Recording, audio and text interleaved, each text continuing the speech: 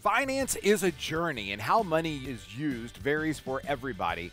Regardless of where you live, who you are, what you want to accomplish, you can have a twin brother and still have different objectives. Even if you had the same job, married twin sisters, had the same number of kids, you are on a journey. A mortgage is one of those big deals in the financial world of decisions that you have to make. If you want to know more about how to choose the right mortgage or any part of your financial journey, merely go to yourlifeafterwork.com or give us a call at 800-928-4001. Our advisors will be more than happy to spend some time with you to help you walk through that process with an unbiased fiduciary opinion of things that you should consider before you sign up for a mortgage, before you think about buying a house, before you think about retiring. Again, it's yourlifeafterwork.com, 800-928-4001. Well, good morning and welcome back to your Retirement Playbook. We are talking about the beginning, middle, and end of your financial journey today. If you've missed the first segment, don't forget, you can always go to our YouTube channel or podcast, Your Retirement Playbook, download the whole show. There are 4 parts. So regardless of which part you're listening to, here we are. The first one is that first thing that the average American family does, which tends to get a mortgage. We put that one up already. You can find that likely in our Life Issues channel, the good, the bad, and ugly of life, if you will. The second one that we're going to talk about right now is college education, your hopes, dreams, and self-imposed obligations. And I do mean self-imposed. So if you married somebody and you're still married and you've raised your kids, you are under no legal constraints at all to provide for any higher education. You may have a personal hope, an expectation, both by your kids and your parents, about what you're going to do for your kids.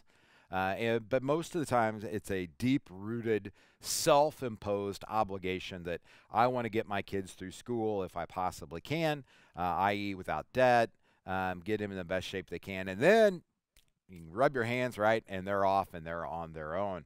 That seems to be what a lot of people like to believe that in terms of the world works. Now, interestingly enough, if you get a divorce in Indiana, and this still shocks me, but I have seen it in decrees where each of the parents are responsible for 1/3 of the college cost, and the child is responsible for 1/3. Probably a fair distribution, if you would. I believe everybody ought to have skin in the game.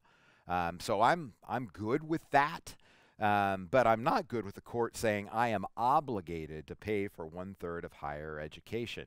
So if you have been divorced, you may want to really pay attention to that divorce decree to figure out what is going on. So saving and accumulating for college.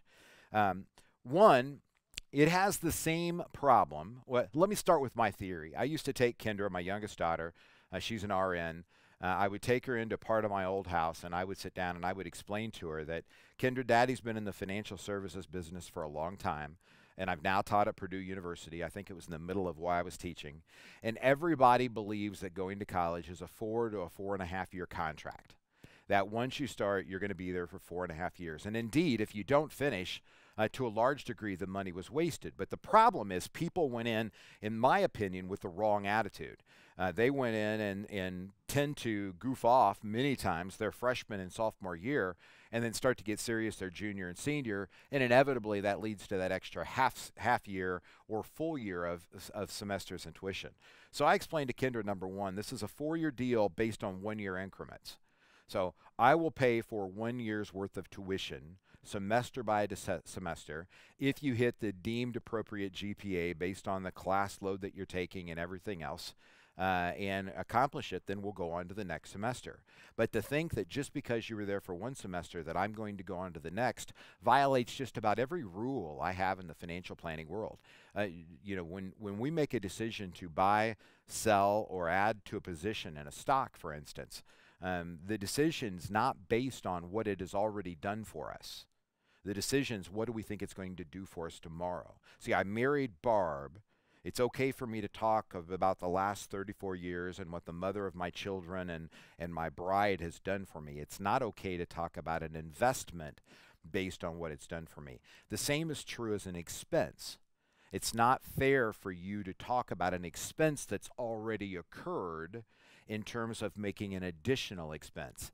And I think so many times momentum, the most powerful force on the planet, and we're not talking about heavenly stuff here, but on the planet, momentum is never neutral in my mind. It's always positive or negative.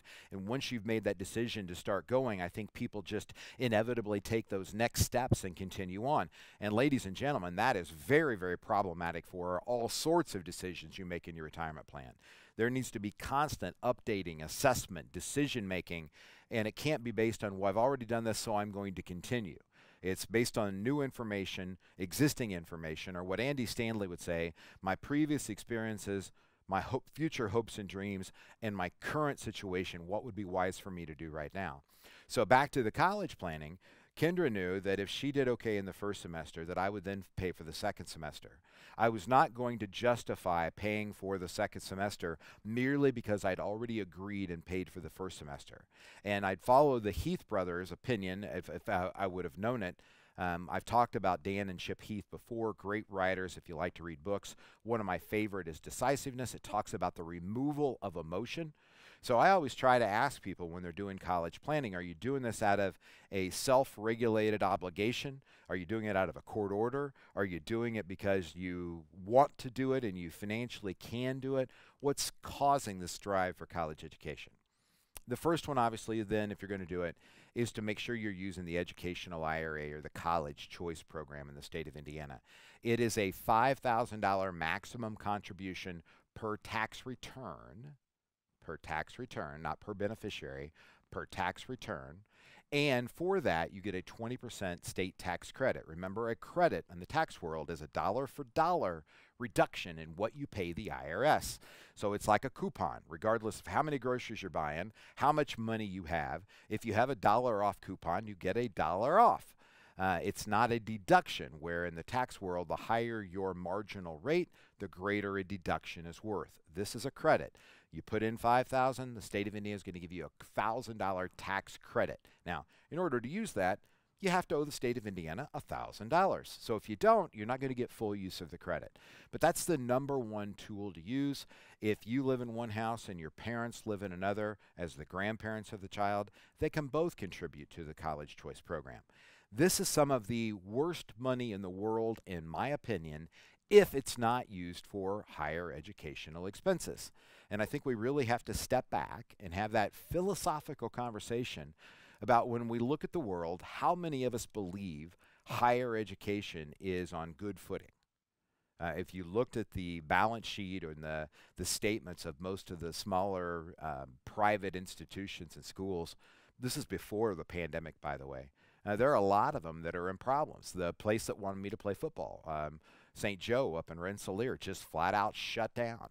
That was actually pre-COVID. There are universities that are struggling, right? So you have to pay attention to the fact that the educational world is really not on the strong footing that it once was, and we can get into a lot of different arguments as to why that is, but it's just the case. So one thing I try to encourage people is it's okay to use the college choice, get the tax credit, assuming you pay the state of Indiana taxes, but understand why you're doing that. You still have to deal with the fact that if that money is trapped in the system for higher education and that world evolves to free education for everybody, or your student doesn't want to go to get higher education, something changed or something happened to them and you have no other heirs that need higher education, that money is really at a negative advantage to, it's disadvantaged, if you will, of being able to be used for other purposes and reallocated. So be careful there. Two alternatives for college choice, or college using a 529 plan, which is the college choice. In Indiana, for the first $5,000, certainly use the college choice because of the tax credit. After that, there's other places that have 529 plans, not named college choice. But other alternatives. One, you can gift stock as people are going to school. So remember, we always talk about building tax diversification in your plan. That is money that you want that's tax deferred, likely coming from your employer in your 401k or 403b.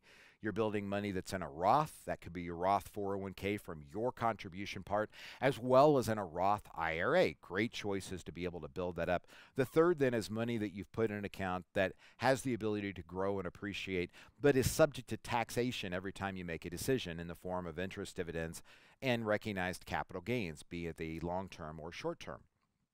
So assuming you've built tax diversification, you've paid attention to this show and the three finances of finance, the first one being accumulation. Remember, the objective, saving the right percentage of income. Two is building tax diversification, putting money in all three of those areas, not just getting caught into one.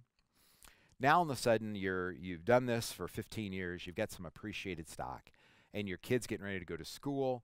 They don't need a lot of money, but maybe they need some money. Or they already have a job or an internship where they're getting paid. You can help use that appreciated stock by gifting them stock, letting them sell it, and under the current tax code, they may be subject to actually zero goose egg capital gains taxation. That is a beautiful thing. You have to pay attention to kiddie tax. That's one of the issues that are out there. But do not miss one of the main reasons for building tax diversification is helping people along the way of their financial journeys by using their tax code, shifting assets to them, letting them recognize the gains, and many times not paying the taxes. The third one then, the other way to be able to do it, and this is what many parents get roped into, is to actually co-signing debt. Believe me, the bank doesn't care whose name is on there that's going to pay. As long as your name's on there, you are likely going to be one of the payers that are there. So please be careful with that. It is a substantial amount of debt that we see when I talk to my friends down at Sallie Mae. A substantial amount of assets are held, or debt is on the books by older people who have either refinanced their own debt multiple times, but most of the time it's their kids or their grandkids. I do love the idea of a grandchildren's educational trust, because you can put so many things in it just in case the kid doesn't go to school or the rules change. It's a great way to keep families together. It's kind of like having a private foundation, but the private foundation really is the grandkids. This is something that I've been able to take in. I've worked with more than 2,000 families over the last 35 years. And I'm able to take great ideas from you guys and be able to incorporate them and extrapolate them into best practices. That's one of the things that we like to do in the FEG Trust Services Division. It's a separate company from the Financial Enhancement Group. It's kind of my baby, my swan song, if you will, in this industry. But that's really where we're able to help people with that grandchildren's educational trust, the grandparents' educational trust for the benefit of their grandchildren. If you want to know more, happy to help. Give us a call at 800-928-4001 or go to yourlifeafterwork.com. Beginning, middle, and end of your financial journey. What's up next is how to give away during life.